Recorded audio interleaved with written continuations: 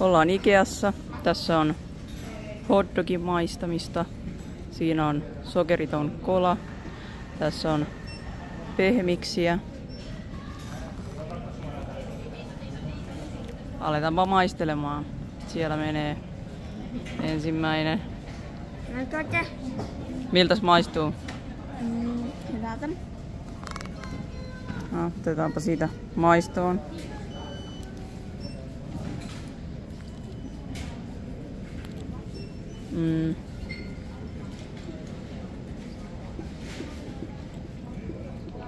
Vähän on hailakan lämpöneet, ehkä hetken seissy.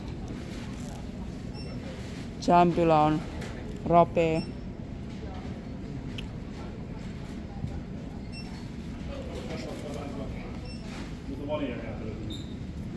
Nakki on rapsakka. Ihan hyvä tämmönen Ikea-laati. Sitten maistellaan jäätelöä. On hyvä tuote. Miltä siellä maistuu jäätelö? On hyvä tuote. Sitten maistellaan sokeritonta limua.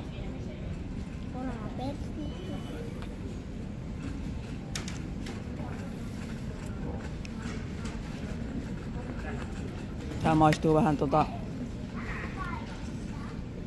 maistuu vähän joltain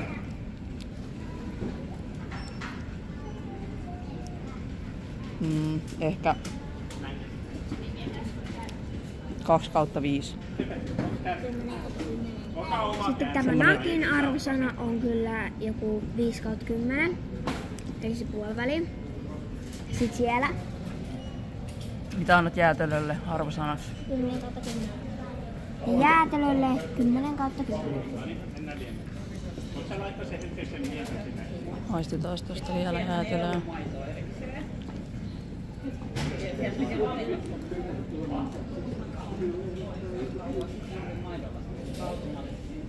Ja siis nämä reunat on niin parhaimpia. Kato nämä reunat. Sitten tuottaa tällä.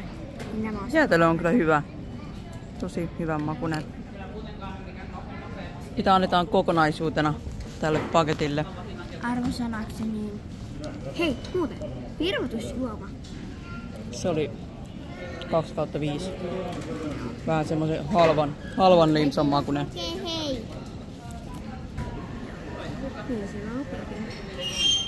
Äiti. Mä haluan juomaan. Siitä niin vai. Siitä maistelemaan. Maista vaan.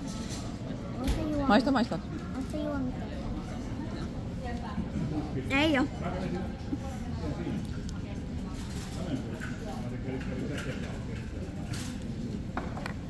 Paljonko annat limsalle arvosana? Okay. Nyt tää kokonaisuus, niin tää paketti, niin se on kyllä niinku... Saa antaa nyt 20, koska tässä on aika iso ateria. Niin mun mielestä joku 15/20. Eli 15 arvosaa. Joo, aika lailla joo. Mennään aika samoihin.